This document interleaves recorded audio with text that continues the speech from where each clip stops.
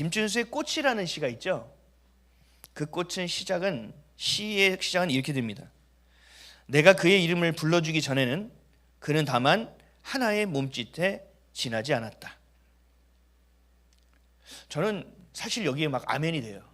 뭐냐면 인간이란 존재는 자기가 살아가는 이유를 알지 못할 때, 내가 왜 살아가는지에 대한 목적, 이걸 다시 말하면 삶의 본질, 이것을 깨닫지 못할 때는요, 절대로 하나님의 뜻대로 살 수가 없습니다. 자기의 소견대로 살게 돼 있습니다. 우리 학생들도 있는데, 내가 공부를 하는데 이 공부를 하는 내가 이유, 내가 이것을 하고자 하는 목적을 내가 알지 못하기 때문에 공부가 어려운 겁니다. 하기 싫은 겁니다. 책상에 앉아 있을 수가 없는 겁니다. 근데 어느 날 하나님이 나에게 어떤 상황을 통하여 죽어가는 내 엄마, 죽어가는 누군가를 살리는 모습을 보고 거기에 감동을 했어요. 그럼 어떻게 될까요? 나 저런 사람을 살리는 수술하는 의사가 되고 싶어. 아니면 119 대원처럼 타고 와서 이걸 빨리 구조하는 사람이 되고 싶어 라는 무언가가 생긴다고요. 그 연쇄살인범 때문에 죽은 가족의 이야기를 제가 들었어요. 아직도 2명이 죽어인 밝혀지지 않는데 불지를 않아요. 그 연쇄살인범 이름을 제가 기억이 안 나는데, 근데 그 사람 때문에 경찰이 된 사람이 있습니다. 희생자의 가족이죠. 근데 그 가족이 얘기하는 거예요. 내가 경찰이 된 이유는 너 같은 사람 잡으려고 한 게 아니라는 겁니다. 우린 그렇게 생각되죠. 원수 갚을 것처럼. 너는 너가 죽인 사람, 그리고 너의 가족, 넌 우리의 가족을 죽였잖아. 근데 나는 너의 가족을 지키는 사람이야. 난 그게 내 삶이야 라고 얘기하는 겁니다. 여러분, 이런 것이 인생의 본질이라는 겁니다. 다시 말하면 성경적으로 돌아오면 이런 것이 하나님이 우리에게 주신 부르심입니다. 인간은 자기가 살아가는 이유와 목적과 방향을 깨닫지 못할 때는 자기의 소견대로 살 수밖에 없고, 그 소견 안에서 마치 광야와 같이 헤매는 인생을 살 수밖에 없습니다. 광야도 감사한 겁니다. 애굽에서 자기가 애굽에 사는지도 모르고 살아가고 있는 사람들이 태만입니다. 그러니까 진리가 아닌 뭐로 채워집니까? 죄로 채워질 수밖에 없고, 죄로 채워지니까 어디를 따라갑니까? 죄의 종노릇하는 인생을 살 수밖에 없습니다. 따라서 부르심은 예수를 그리스도로 믿는 우리에게는 매우 중요한 겁니다. 목적 있는 삶을 살아가게 하기 때문입니다. 그 부르심을 누군가는 콜링이라고도 말하고 누군가는 소명이라고도 말합니다. 여러분이 여기 앉아 있는 것은 결코 우연이 아닙니다. 여러분 여기 앉아 있는 것이 쉬운 일이 아닙니다. 교회를 찾아온다는 것 자체가 어려운 일입니다.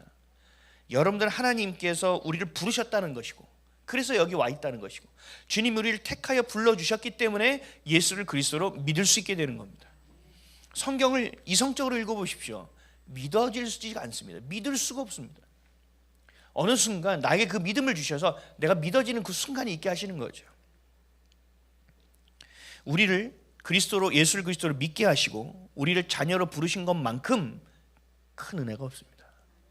이건 어떤 것과도 바꿀 수 없는 하나님의 가장 큰 은혜입니다. 예레미야 1장 5절을 보면 이렇게 말씀합니다. 함께 읽을까요? 내가 너를 모태에 짓기 전에 너를 알았고, 내가 배에서 나오기 전에 너를 성별하였고, 너를 여러 나라의 선지자로 세워놓으라 하시고. 아멘. 모태에 짓기 전에 우리를 알았다는 겁니다. 그리고 배에서 나오기 전에 우리를 구별하였다는 겁니다. 거룩하게 구별하였다는 겁니다. 그리고 선지자로 세우기로 주님께서 작정하셨다는 거죠. 이건 예레미야에 대한 얘기가 아닙니다. 저와 여러분에게도 동일한 이야기입니다. 에베소서 말씀 볼까요? 에베소서 1장 4절에서 5절 시작. 곧 창세전에 그리스도 안에서 우리를 택하사 우리로 사랑 안에서 그 앞에 거룩하고 흠이 없게 하시려고 그 기쁘신 뜻대로 우리를 예정하사 예수 그리스도로 말미암아 자기의 아들들이 되게 하셨으니. 아멘. 그리스도 안에서 우리를 택하여 주셨다라는 겁니다. 그리고 자기의 아들들이 되게 해 주셨다는 겁니다. 하나님이 그렇게 우리를 부르시고 그렇게 작정하셨다는 거죠. 그러니까 우리를 부르셨다라는 것은 어떤 선지자, 어떤 예언자, 아니면 구약의 어떤 왕으로, 아니면 신약의 사도로 그냥 부르셨다는 것을만을 의미하는 것이 아니라 하나님이 우리를 자녀로 불러주셨다라는 것을 의미한다는 겁니다. 이것이 바로 부르심입니다. 각자의 자리에서 사도처럼, 아니면 선지자처럼, 아니면 예언자처럼, 아니면 하나님께서 주신 각 영역 안에서, 그 부르심의 자리 안에서 주님을 위하여 살아가는 것, 주님을 영화롭게 하기 위해서 살아가는 것, 주님이 주신 그 생명을 가지고 그 길을 걸어내는 것, 이것이 바로 부르심을 가지고 있는 사람들의 삶이고, 이것을 뭐라고 하느냐? 사명이라고 얘기하는 겁니다. 소명과 사명은 완전히 다릅니다. 성경에서 말하는 부르심은 결국 뭐냐? 우리를 향한 구원으로의 부르심입니다. 우리를 살리기 위한 부르심입니다. 그럼 부르심을 받았다는 것은 뭐냐? 하나님이 우리를 사랑한다는 겁니다. 하나님이. 저 집사님 저랑 오늘 밥 먹어요. 제가 밥 사줄게요. 지나가는 사람들한테 제가 저 밥 사줄게요. 이러나요? 내가 귀하게 여기는 사람에게 내가 밥을 사주고 싶고, 내가 귀하게 여기는 사람을 만나고 싶은 거죠. 하나님 우리를 부르신 것도 그렇다는 겁니다. 우리를 구원하시기로 하나님은 작정하셨다는 것입니다. 부르심을 받았다는 것은 사랑을 받은 자라는 얘기고, 여러분이, 저와 여러분이 교회와 성도로 우리를 부르셨다는 얘기입니다. 오늘 본문 한번 읽을까요? 6절에서 7절 시작. 너희도 그들 중에서 예수 그리스도의 것으로 부르심을 받은 자니라. 로마에서 하나님의 사랑하심을 받고 성도로 부르심을 받은 모든 자에게 하나님 우리 아버지와 주 예수 그리스도로부터 은혜와 평강이 있기를 원하노라. 아멘.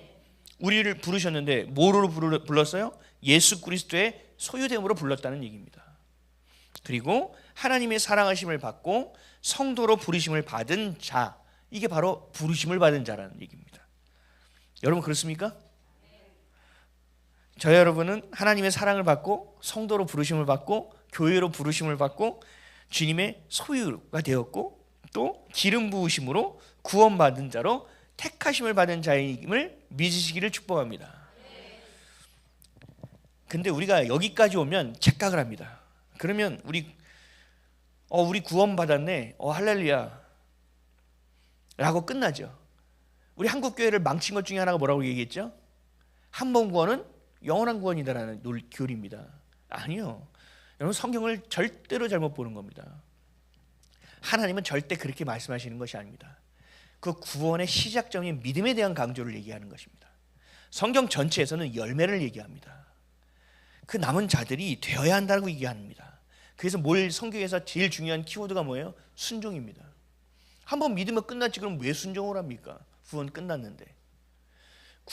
우리를 구원하셨다는 얘기는 그 구원의 여정이 시작됐다는 얘기고, 우리는 어디까지 가야 됩니까? 하나님의 절기를 지나서 6월절이 우리가 구원받았다는 이야기 아닙니까?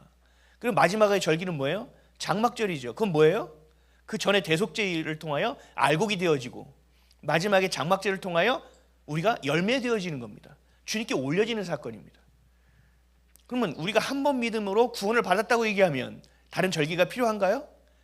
필요 없어요. 장막절이 무슨 의미가 있어요? 6월절 무교절만 있으면 되지. 그러니까 성경은 얘기하는 건 뭐냐? 내가 너희들을 열매로 판단하겠다고 말씀하신 것이 정답입니다.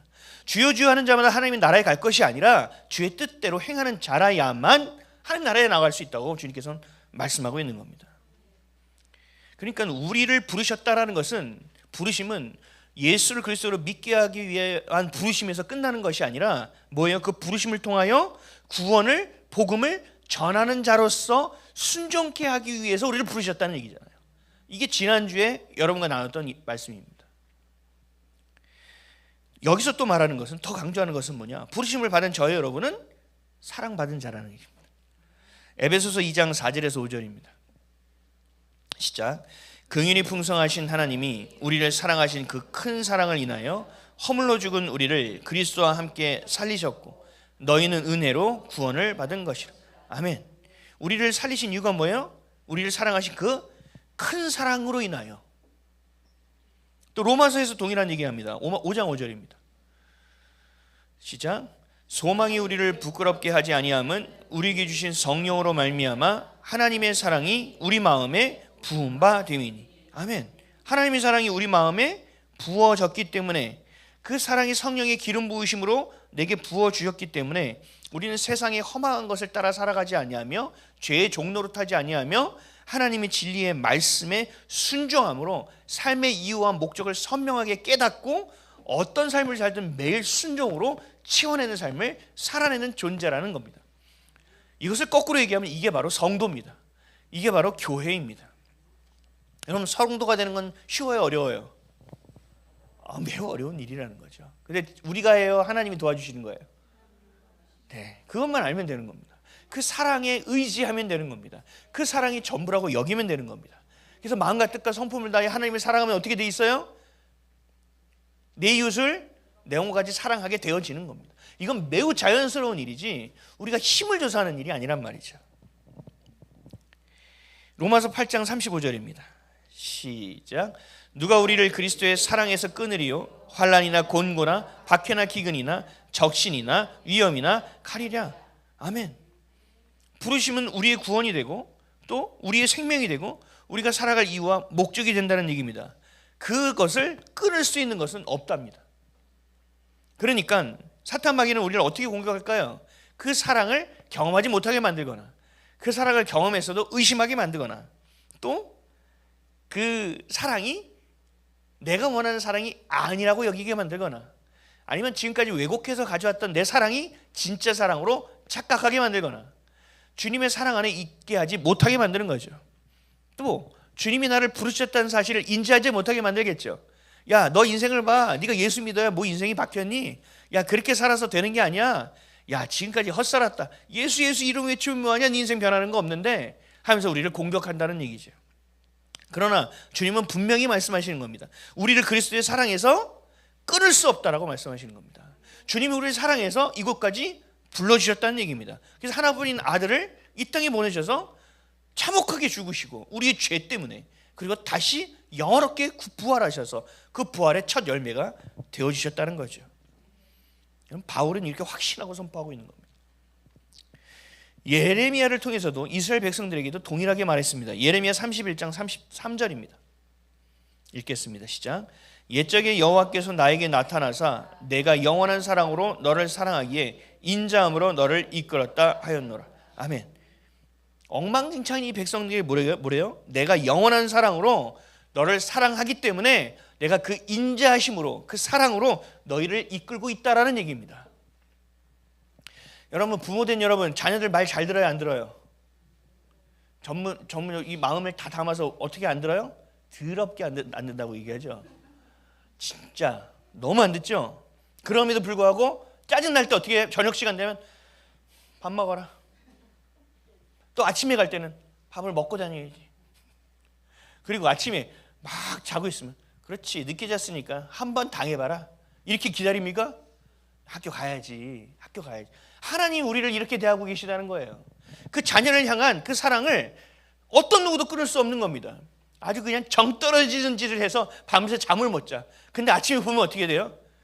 에휴, 저거 어제 그러더니 얼굴 퉁퉁 부었네. 내가 좀 너무했나? 이렇게 생각하는 게 부모의 마음 아니겠습니까? 그 사랑에서 결탄코 끊을 수 없다는 얘기입니다. 저와 여러분은 하나님의 사랑에 그렇게 매여 있는 자들입니다. 그 사랑으로 이 땅에 태어난 자들입니다. 그러니까 여러분들이 의지할 건 뭐예요? 하나님 이거 문제 해결해 주세요. 이거 어려워요. 저러가 어려워요. 이렇게 얘기한 자들입니까? 아니요. 받는 자들이고 주님의 사랑을 고백하는 자라는 얘기입니다. 그러니까 여러분 힘들 때 뭐 해야 돼요? 기도해야죠. 주님께 사랑을 고백하시기 바랍니다. 그리고 주님의 사랑을 간구하시기 바랍니다. 여러분 이게 제일 중요한 일이에요. 이거 없이는 안 됩니다. 다른 종교에서는 믿는 자들을 뭐라고 해요? 신도라고 얘기하죠. 제가 누누이 얘기했잖아요. 전 짜증났던 게 코로나 때 기독교, 불교 뭐 하면 다 신도라고 얘기해요. 또 기독교를 개신교라고 얘기하는 것도 정말 짜증납니다. 여러분 이따 역사 배우면 알겠지만 이건 진짜 짜증나는 일입니다. 화가 나는 일이에요. 우리는 그렇게 말해서는 안 된다고 얘기했죠. 우리는 뭐예요? 신도예요? 성도죠. 우리 수준 높습니다. 성도는 헬라어로 뭐라고 해야 되냐? 하기오스라고 해요. 하기오스. 하기오스는 뭐냐? 거룩함입니다. 거룩함은 뭐죠? 구별된 자들입니다. 저와 여러분 구별되어 택하여 이 자리에 앉아 있는 거라는 거죠. 이게 바로 구별됨이에요. 사랑하는 자들을 구별하여 택했다는 얘기죠. 이게 바로 거룩함이에요. 하나님은 우리를 창조하실 때 하나님이 반드시 목적이 있어서 저와 여러분을 이 땅에 보내셨다는 얘기입니다. 조선시대 고려시대에 보내지 않고 저기 아랍 중동 이렇게 태어나게 안 하고 너무 감사하게 북한에 태어나지 않게 하고 지금의 이 순간 여기에 이 땅에 태어나 이러한 상황들을 맞닥뜨리게 하신 하나님의 이유가 있다라는 얘기입니다. 하나님은 시간의 주인이시며 하나님 모든 역사를 주관하시는 하나님이시기 때문에 하나님은 어떤 하나하나를 우연으로 만드시는 분이 아니라 그 안에서 필요한 모든 것들을 계획해 놓으시고 그 자리에 그 사람을 핀셋으로 쫙 집어서 올려놓듯이 그 자리에 갖다 놓으신 겁니다.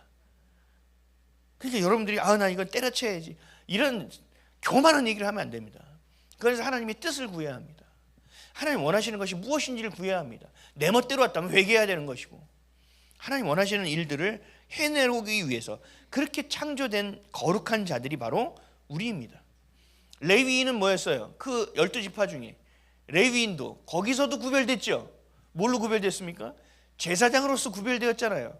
너희 다 기업을 줬는데 내가 너희의 기업이라, 내가 너희의 분깃이라 말하는 너무나 영광스러운 지파가 되었잖아요. 근데 물질이 주인이 된 사람은 그런 얘기를 당하면 어떻게 될까요? 하나님 진짜 입만 진짜 고급스러워.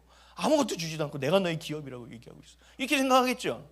그러니까 우리가 세상과 섞여 있으면 하나님의 것이 하나님 것으로 들려지지 않고 구별되지 않는 거예요. 이스라엘 백성도 마찬가지죠. 이들도 전 세계적으로 보면 모든 민족을 보면 구별된 민족이죠. 어떻게 구별되었어요? 열방의 제3세계 국가로 구별되었잖아요. 여기 대한민국도 그런 줄 믿으시기 바랍니다. 하나님 이 땅을 사용하실 겁니다. 하나님 이 민족과 이 교회를 사용하시기 위해서 하나님의 계획이 있단 말이죠. 근데 거기에 뭘 타요? 독약을 타고 뭘 타가지고 완전히 왜곡시키고 꽈버리는 겁니다. 저는 계속적으로 생각하는 거예요. 왜 대한민국 땅에 왜 이렇게 WCC 들어오고 WEA 들어오고 뭐 자꾸 이상한 거짓 뿌레기 같은 게 이 악의 뿌리들이 왜 자꾸 우리나라에 들어오지? 이런 이유가 있는 거예요. 한국교회가 참 중요하구나라는 사실을 깨닫고 있습니다. 그럼 우리는 어떻게 해야 됩니까? 깨달아야겠죠. 우리는 어떻게 됩니까? 그 부르심 안에 있어야 되겠죠. 우리가 하나님 앞에 예물을 드리는 것도 마찬가지예요. 그것도 바로 구별된 것으로 드리는 겁니다. 그 구별해서 드리는 것이 뭐예요? 예물, 그리고 물질과 시간의 11조입니다. 우리 교회가 처음에 새벽기도하고 뭐하고 하는 거, 이 시간의 11조를 드리기 위해서 시작하였던 겁니다. 왜요? 시간의 주인은 누구예요? 하나님이라는 거죠. 24시간 안에서 여러분 하나님께 얼마나 시간을 드리고 있냐는 거예요.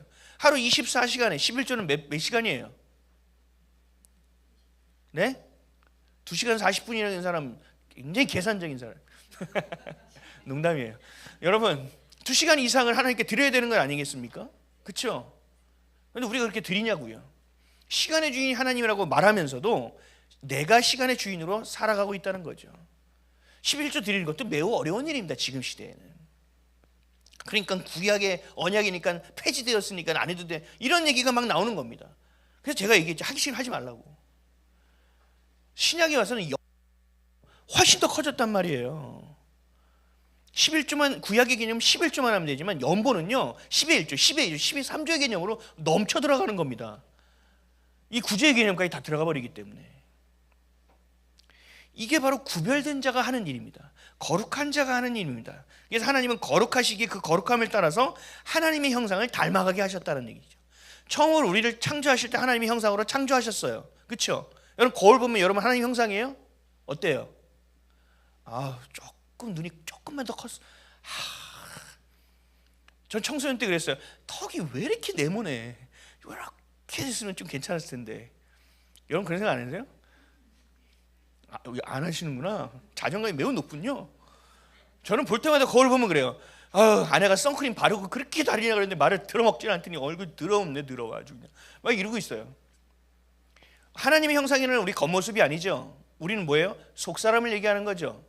우리의 속사람의 성품, 우리 안에 있는 생각, 우리 안에 있는 마음의 모습, 이것들이 하나님의 형상으로 만들어 놓았으나 어떻게 했어요? 이 땅을 살면서 엉망진창이 되어버렸다는 거죠. 내 상처가 들어가서 막 다 꽈버리고 내 이 성질이 들어가서 막 고춧가루 뿌려버리고 그래서 우리 안에 있는 형상이 하나님을 닮게 만들어 놨는데 엉망진창이 되어버린 겁니다. 그래서 이걸 어떻게 해야 돼요? 하나님을 여기지 못한 상황이 되어버렸으니 우리의 속사람이 옛사람이 죽고 새사람이 될 때 속 사람이 주의 것으로 새 것이 되는 역사가 있어야 되는 겁니다. 이전 것은 지나갔으니 보라 새 것이 되었도다. 이 새 것이 되었다는 뜻은 뭐냐? 하나님의 형상으로 회귀했다, 회복된다는 얘기를 하고 있는 겁니다. 그러니까 우리가 주님의 형상으로 닮아가는 자가 되어야 되는 건 그렇게 만들어졌기 때문에 그렇습니다. 새들도, 철새들도 자기가 태어난 곳이 알아서 몇백 킬로미터를 날아다녀요. 그렇죠? 연어들도요, 지가 죽을 거 알면서 알을 품고 강을 거꾸로 올라가면서 여기에 죽고 저기에 죽으면서 마지막에 알 낳고 죽는 자리를 알면서도 그 자리를 향하여 올라간다고요. 근데 하물며 하나님이 우리를 창조하신 이유와 목적이 있는데 우리는 그렇게 사냐는 말입니다. 그게 안 된다고요? 그 주인의 역할을 하고 있다는 얘기를 하고 있는 겁니다. 거룩해지시기를 축복합니다. 구별되시고 주님의 형상을 닮아가시기를 주님의 이름으로 축복합니다. 여러분, 이렇게 된 자들이 누구냐? 부르심을 받은 자라는 얘기입니다. 부르심을 받은 자. 그러니까 부르심을 받은 자들의 삶은 어떨까요? 세상 사람들과 볼 때 삶의 가치가 다릅니다. 그렇죠? 우리는 뭐예요? 세상 사람들은 공부해서 무시당하지 않고 인정받고 또 너무 힘들게 살지 않고 좀 어느 정도의 위치에 살 수 있려고 막 공부하잖아요. 그래서 제가 얘기했죠. 저기 학교 급부는 너의 지금의 이 시간이 너의 마누라의 얼굴이 바뀐다, 너의 남편의 모습이 바뀐다, 왜 이렇게 써놨다잖아요. 그렇죠? 우리가 볼 때는 어때요? 걔네는 절절합니다. 내가 이렇게 공부를 열심히 하면은 요즘 잘 나가는 사람 누구죠? 블랙핑크? 하여튼 걔를 만날 수 있구나, 내가 더 열심히 공부하자, 막 이렇게 되는 거죠. 동기가 부여가 되기 시작합니다. 내가 이렇게 공부 열심히 하면, 요즘 누구지? 잘생기네. 차은우 같은 사람을 내가 만날 수 있다고? 별로 와닿지 않군요. 매우 현실적이네요. 그렇게 공부한다는 얘기죠. 근데 우리는 어때요? 어떤 구별됨이 있어요? 우리에게는 공부해서 남주자입니다. 이게 세상의 가치 완전히 다른 일이죠. 완전히 다른 모습이죠. 그러니까 삶의 태도가 어떻게 돼요? 또 다르죠. 가치가 다르니 태도가 달라져요. 여러분, 이것 또한 구별됨이라는 거죠. 삶의 주인이 나에게로부터 예수 그리스도로 바뀌었어. 그러면 당연히 가치와 모습과 태도와 행동과 모든 것은 바뀌게 되어 있는 겁니다. 그냥 내가 예수를 믿어 교회를 다녀. 근데 내 삶은 여전해. 이건 가짜입니다. 죄송하죠. 물론 그 과정이 있을 수는 있겠지만. 여호수아가 르우벤, 갓, 므낫세 반지파를 불러서 그들을 장막으로 돌려보내기 전에 이렇게 얘기합니다. 여호수아 22장 4절에서 5절입니다. 시작.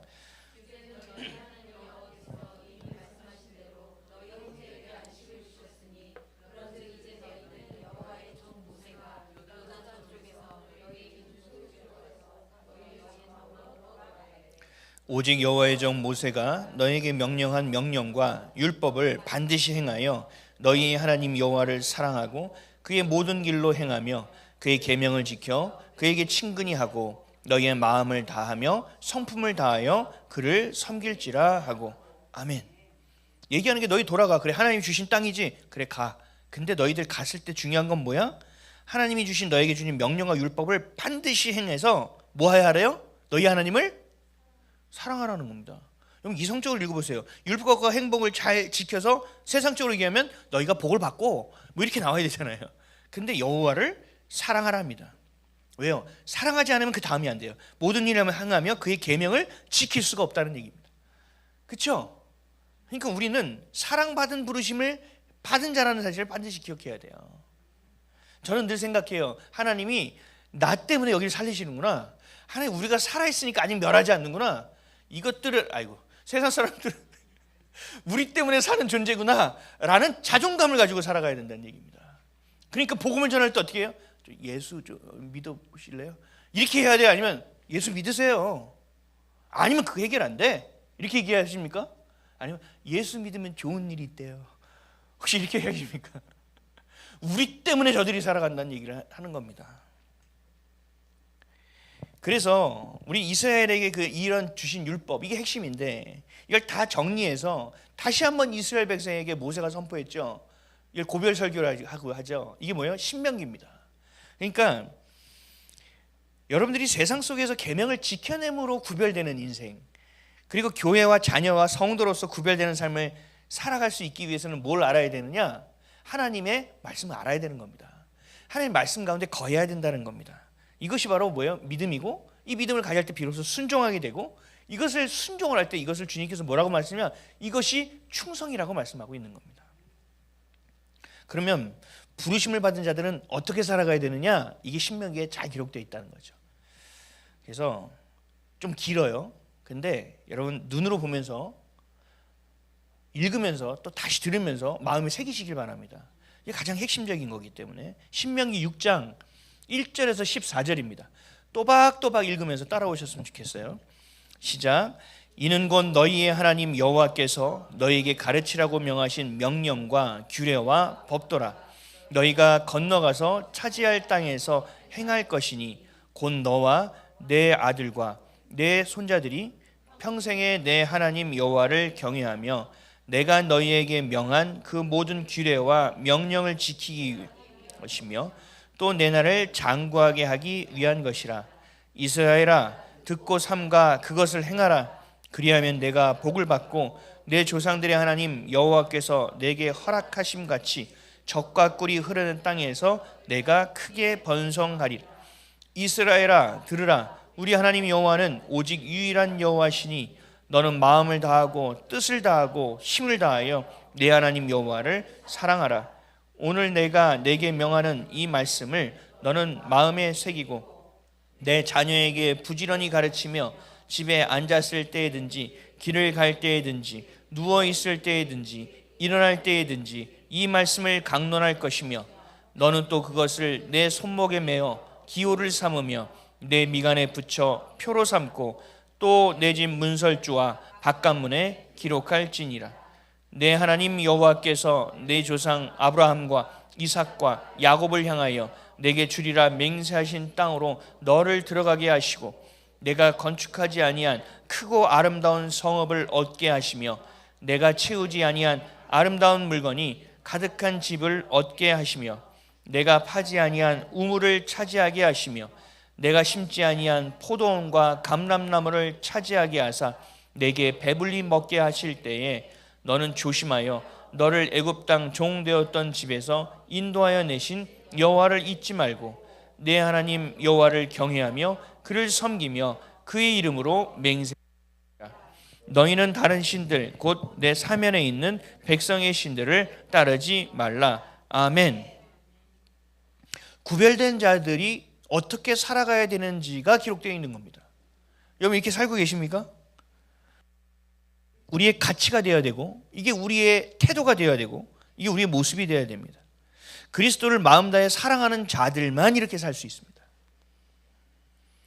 정리해 보면 자녀로 부르심을 입은 자들, 하나님의 사랑을 받은 자들, 택함 받은 자들은 어떻게 살아가느냐? 말씀으로 살아간다는 얘기입니다. 근데 말씀을 잘 몰라요.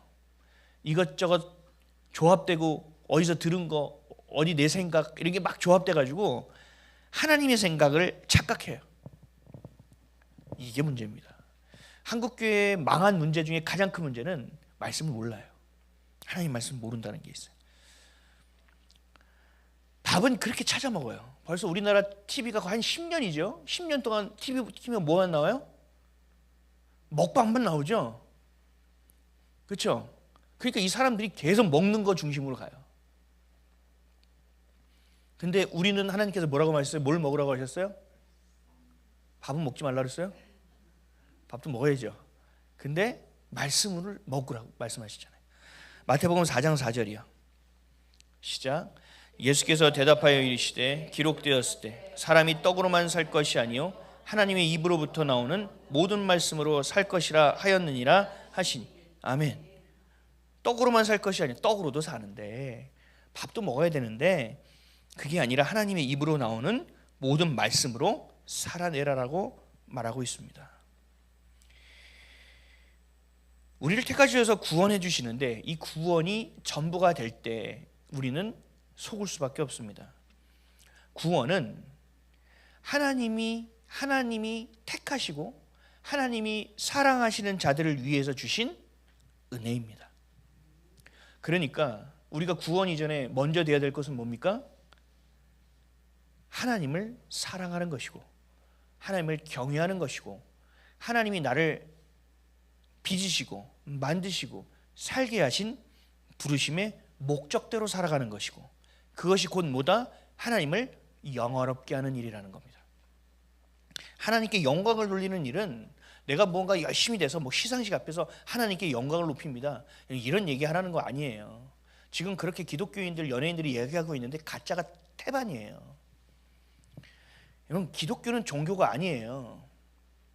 하나님이 우리에게 생명을 주셨고 그 생명값을 우리가 살아내는 겁니다. 실생활이 예배가 되지 않고서는 우리는 늘 마치 종말론자처럼 구원만을 따라가게 되어 있는 겁니다. 구원은 하나님의 자녀들에게, 택하신 자들에게 주시겠다고 하신 겁니다. 그러면 우리는 어떻게 살아가야 되냐는 거예요. 구원받은 자답게 살아가야 되고 그 구원을 이루어야 되고 그 구원을 성취해야 되는데 그 열매를 거둬야 되는데 어떻게 살아가야 되느냐? 말씀대로 살아가라고 하는 겁니다. 말씀대로 하지 말라 그러면 하지 말아야 된다고요. 말씀이 그렇게 하라 그러면 힘들어도 그렇게 기어서라도 가야 된다고요. 그럴 때 주님은 어떻게 한다고요? 우리를 도와주시겠다는 겁니다. 우리를 사용해 주시겠다는 겁니다. 우리를 고아처럼 내버려 두지 않겠다고 말씀하시는 겁니다. 그게 바로 사랑받은 자의 삶이에요. 빌립보서 2장 10절에서 11절은 이렇게 말씀합니다. 시작. 하늘에 있는 자들과 땅에 있는 자들과 땅 아래에 있는 자들로 모든 무릎을 예수의 이름에 꿇게 하시고 모든 입으로 예수 그리스도를 주라 시인하여 하나님 아버지께 영광을 돌리게 하셨느니라. 아멘. 이런 모습으로 살아내야 된다는 거죠. 하나님 영광을 드러내고 살아내야 되는 거죠. 이건 뭐예요? 하나님이 흡족하게 여기는 인생을 살아야 된다는 거죠. 여러분의 삶이 가난하고 부유하고 중요하지 않아요. 부유할수록 하나님 나라에 가기가 더 어려워요. 여러분이 지금 문제가 있고 어려운 게 중요한 게 아니에요. 우리에게 가장 중요한 건 뭐냐? 하나님이 나에게 빚으신 그 부르심의 뜻대로 내가 살아가고 있느냐가 중요한 겁니다. 우리 학생들도 공부 성적 중요하긴 하지 세상에서. 근데 그렇게 중요하지 않아. 하나님을 영화롭게 하는 게 중요해. 근데 하나님을 영화롭게 하는 것이 뭐야? 학생의 본분에서는 공부하는 거니까. 근데 그 공부가 목적과 이유 없이는 절대 불가능해. 예수를 믿는 자들은 세상 애들처럼 독하지 않거든. 순하거든. 근데 이게 순수해야지, 순진하면 바보 되는 거야. 내가 하나님 그러면 예배의 목숨을 걸어야 돼. 우리 학생들은 예배의 목숨을 걸어야 돼. 하나님, 저를 만드신 이유가 뭡니까? 지금 사춘기 때문에 제가 골 때립니다. 하나님 할래도 안 되고요. 엄마가 얘기하면 다 이상하게 들리고요. 요즘은 하나님 말씀대로 정말 귀찮은 지경에 이르렀습니다. 주님, 이 저를 불쌍히 여겨주십시오. 사도 바울처럼 제가 괴수 중에 괴수입니다라고 주님 앞에 와서 기도해야 된다는 거예요. 인지하고 있다면 주님, 제 마음이 아침에는 이런데 저녁은 이래고 저녁에 이런데 아침에 이래요. 제가 미친 건가요? 죄송해요. 사춘기는 약간 미친 겁니다. 약간 미친 겁니다. 이게 안에서 뭘 싸우느냐? 하나님이 주인이 된 거와 내가 주인이 된 게 막 싸우고 있는 거거든요. 그렇죠? 이 가운데 어떻게 할 것을 선택해야 되는 거예요, 자녀들은. 근데 자녀들은 잘 모르잖아요. 그러니까 부모가 가르쳤어야죠. 먹여야죠. 떠나지 않게 했었어야죠. 근데 이걸 많이 놓친단 말이에요. 세상 것이 그 안에 더 박혀서 선생님 말이 더 맞는 것 같고 옆에 있는 친구 말이 더 맞는 것 같단 말이에요. 이게 망하는 길입니다. 하나님이 우리를 더 위하실까요? 아니면 세상 사람들이 우리를 더 위할까요? 여러분들이 자녀들을 더 사랑할까요? 하나님이 여러분들 자녀를 더 사랑할까요? 이건 상식 중에 상식 아닙니까? 성경을 주신 이유는 뭐예요? 계명을 주시는 이유는 뭐예요? 너 말 안 들으면 까불고 있어, 밑에 있어, 이렇게 하려고 우리에게 계명을 주셨나요? 아니요. 계명을 주셔서 그 계명대로 살아야 이 땅 가운데서 살 수 있기 때문에 주신 거예요. 죄의 노예가 되지 않고 살 수 있기 때문에 우리를 위해서 주신 게 말씀이란 말이에요. 근데 말씀을 읽으라 그러니까 또 읽으래, 또 읽으래. 너를 위해서 준 거란 말이야. 고린도후서 4장 15절 읽겠습니다. 시작. 이는 모든 것이 너희를 위함이니 많은 사람의 감사로 말미암아 은혜가 더하여 넘쳐서 하나님께 영광을 돌리게 하려 함이니라. 아멘. 막 이렇게 얘기하니까 자기 중심에 있으니까 하나님께 영광을 들고 영화롭게 살고 하나님이 와 진짜 완전 갑질 제대로네. 오, 막 사랑한다고 얘기해놓고 막 이것저것 다 넣으래. 이렇게 생각을 한단 말이에요, 세상 사람들은. 아니요. 그러니까 그리스도의 십자가를 보니까 그런 얘기를 하는 거죠. 주님은 우리를 사랑해서 어떻게까지 했어요? 하나뿐인 아들을 이 땅에 보내셔서 직접 내려오셔서 뭐 했어요? 십자가에서 우리를 위하여, 죄를 위하여 대신 그 죄값을 치러 십자가에서 죽어주셨잖아요. 그리고 다시 부활하셨잖아요. 그래서 뭐라고 하셨어요? 너희를 향한 내 사랑을 내가 확증하였다라고 얘기하잖아요. 여러분 누구를 위하여 죽어줄 수 있어요? 우리 아버지 세대들은 누구를 위하여 보증 서가지고 다 망했죠? 뭐 보증 안 쓴 집안은 없을걸. 주님의 사랑을 경험하게 되고 주님의 사랑이 뭔지를 알게 되면 굴림 같은 소리를 안 해요. 주님의 사랑하고 주님이 원하는 게 뭔지를 찾아갑니다. 그러니까 제자들은 뭐 했어요? 우리가 볼 때는 죽을 자리만 찾아 들어간 것이고, 우리가 하나님의 시선을 보면 뭐예요? 복음이 필요한 자리를 찾아 서슴없이 들어간 거 아니겠습니까? 우리 눈이 그런 거예요. 하나님의 영광을 위하여 살아가시길 축복합니다. 하나님의 부르심을 따라 살아가면 삶의 이유와 목적이 자연스럽게 세팅이 됩니다. 우리에게 주신 그게 있거든요. 이 정도가 못하는, 여러분만 할 수 있는, 나는 할 수 있는데 나는 못하는데 여러분의 자녀만 할 수 있는 그 일을 하나님께서 분명히 주셨다. 그걸 깨닫게 해야 된다는 얘기예요. 하나님께 구해야 된다는 얘기예요. 제가 세상 청년들아 늘 얘기하는 게 그래요. 네 전화 뭐야? 삼성인데요. 그래, 너 삼성폰이 완전히 고장났어. 근데 역시 기술은 아이폰이지. 그리고 아이폰을 가져가서 삼성을 고쳐달라고 했어. 그럼 그 사람 너에게 뭐라고 할까? 뭐라고 할까요? 제가 고쳐줄 테니까 2배를 내세요. 뭐 이렇게 얘기할까요? 아니죠. 죄송한데요, 삼성전자 서비스 센터로 가셔야 돼요. 우리는 안 돼요. 고칠 능력이 없는 걸까요? 아니요, 부품 자체가 없어요. 안 돼요. 똑같아요. 여러분이 살아가는 이유를 찾고 부르심을 알기 위해서는 세상의 지식과 유튜브를 보고 누구를 물어보고 뭐 진로 상담 센터를 가고 이렇게 해서 될 일이 아니에요. 여러분들이 하나님을 만나야 되는 일이에요. 자녀들이 하나님을 만나야 되는 거예요. 우리 애는 공부를 그렇게 지긋지긋하네요. 왜? 목적을 모르니까. 걔는 정직한 아이구나, 좀 그래요. 그렇지, 내가 공부할 이유를 모르니 아이 정직한 놈이야. 근데 이유도 모르는데 공부하고 막 경력 1등하고 막 2등해요. 그럼 전 뭐라고 하는지 아유 독한 놈이네 그래요. 이유도 모르면서 어떻게 저렇게 할 수 있어? 독한 놈이네. 여러분이 자녀가 공부를 못한다면 순수한 아이라는 걸 기억하십시오. 그리고 소망을 품으십시오. 아, 쟤는 또 사고 쳤어. 방향만 바꿔서 예수 그리스도를 향한 사고를 치도록 주님, 저희 가서도 제가 또 복음을 전했대. 또 저희 가서도 복음을 전했대. 아우 제발 너 술자리에 오지 마. 이렇게 가가지고 막 예수를 전하는 겁니다. 여러분 이렇게 자녀가 바뀔 수도 있는 겁니다. 아멘이십니까? 또 얘를 또 앞으로 술자리로 들어가지고 또 이런 분 아니죠? 여러분 우리는요 복음을 가지고 어디를 가야 돼요? 어둠 가운데 들어가야 돼요. 복음 가지고 우리만 가지고 막 불 비치고 있으면 무슨 의미가? 불을 가지고 십자가를 들고 그곳을 가서 가는 겁니다. 주님이 부르시고 원하시는 땅을 향하여 가는 겁니다. 내가 왜 살아가는지 아는 자는 뒤를 보지 않아요. 내가 왜 이렇게 됐지? 내가 뭐 해줬지? 특히 자녀들, 엄마 아빠가 나한테 해준 게 없어. 있어. 막 이렇게 얘기하지 않아요. 내가 부모를 잘 만났으면 이런 얘기도 하지 않아요. 뒤를 보지 않는다고요. 예수를 사랑하는 자는, 부르심을 받은 자는 앞을 봅니다. 하나님이 날 부르신 이유가 무엇이냐? 하나님 오늘 제가 나아가는 방향이 주님께 맞냐? 오늘 살아갈 때 하나님 내가 맨날 일상인데 이 가운데 분명히 순종할 몫이 있느냐? 이걸 통해서 하나님께서 빌드업해가는 과정이 분명히 있어야만 한다. 하나님 쓸데없이 살지 않게 도와주십시오. 하나님 이것이 그냥 먹고 사는 것으로 끝나는 인생이 되지 않게 해주십시오라는 기도를 출근하며 퇴근하며 입에 달고 살게 돼 있다니까요. 그렇게 가난한 마음이 되고 우리의 시선이 하나님께 딱 맞춰지는 순간부터 주님이 그때부터 일하기 시작하는 겁니다. 그 다음부터 여러분 인생이 어떻게 될지 몰라요. 예수를 믿는 자는 자신의 유익을 구하지 않고 하나님의 나라를 향하게 되기 때문에 그렇습니다. 그 열정은 결국 다른 영혼을 향하여 흘려보내는 인생이 되게 하고 이것이 말하는 선교적 인생을 살아가게 되는 겁니다. 이 모든 과정과 여정이 열매가 하나님을 영화롭게 하는 일이고 이것이 바로 부르심을 입은 자들이 살아가는 사명이라는 것입니다. 부르심을 입은 자들은 주의 계명과 말씀에 순종하며 살아갑니다. 하나님 주신 절기, 하나님이 이 땅을 운행하신 하나님의 때 그 시간표를 보며 살아갑니다. 허투루 살아가지 않아요. 그리고 하나님의 말씀을 참고하며 살아가는 것이 아니라 하나님의 말씀을 전부로 여기고 순종하며 살아갑니다.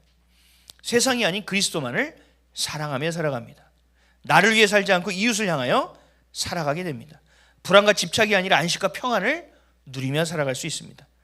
이럴 때 우리는 어떻게 살아가느냐? 밖에 있는 사람들은 우리를 시기하고 질투합니다. 시기하고 질투. 나보다 잘 되는 것 같으니까, 별것도 없는 것 같은데 왠지 가면 꿀려, 왠지 내 힘든 얘기를 내가 왜 자꾸 얘한테 하고 있지, 이렇게 돼버려서 나를 미워하고 시기하고 질투하게 되어 있어요. 결국 어떻게 되느냐? 핍박도 받아요. 여러분, 이게 뭔지 아세요? 짜증나가 아니라 구별됨이라고 하는 겁니다. 여러분, 그 자리에서 구별되고 있는 겁니다. 부르심을 뜻대로 살아가고 있다는 증거입니다. 각자의 자리, 부르신 자리에서 하나님의 음성을 청종하며 기다립니다. 주님 말씀하옵소서, 내가 따르겠나이다. 그런 기도를 한다는 거죠. 이건 누구나 할 수 있는 일이 아닙니다. 준비되어져 있어야 됩니다. 주님이 나의 전부가 되어져야만 합니다. 사랑하는 성도 여러분, 뱀처럼 지혜롭고 비둘기처럼 순결하시기를 축복합니다. 마귀를 대적하시고 우리의 대장 되시는 예수님의 입술에 귀를 기울이시기 바랍니다. 하나님의 나팔 소리를 들을 수 있어야 됩니다. 파수꾼이 되어 우리의 가정을 지켜낼 수 있어야 됩니다.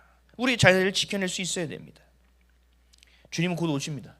주님께 소망을 품으십시오. 그리고 부르심으로 서로 함께 붙들어 주십시오. 서로 붙들림을 받으십시오. 그래서 진정한 교회로 자라나기를 바랍니다. 여러분이 진정한 진실한 성도들이 되시기를 축복합니다. 하루하루를 선명한 이유와 목적을 갖고 살아가시기를 축복합니다.